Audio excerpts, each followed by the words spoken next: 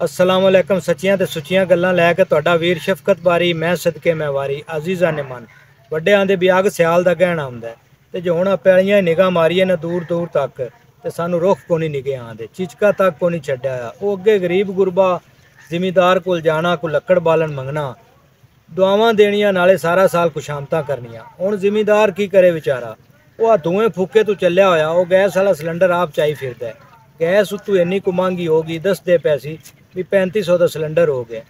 अग की पक्की हुई शायद का स्वाद ही कुछ जोर है तो वो चंगा हा भी गरीब गुरबा नाले दुआवां देंदा नाले खुशामतां करदा। पर हुण की करिए खुशामतां दे तरीके ही बदल गए ने।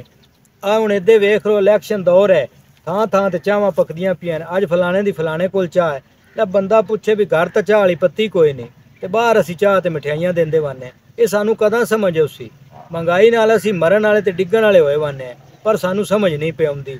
ये तो वो गल हुई ना भी जिमें कोई बंदा सी ते पिंड तबलीग करता तो वो लोग अनपढ़ आन उन्होंने मसले ही गलत दसे वो एक दे किसी पढ़े हुए मत्थे लग गया उस उन्होंने आख्या भी क्यों आप भी गुनाहगार हुंदा पे तो उन्होंने भी राह खराब पे करना है तो उन्होंने गलत मसले दसना है।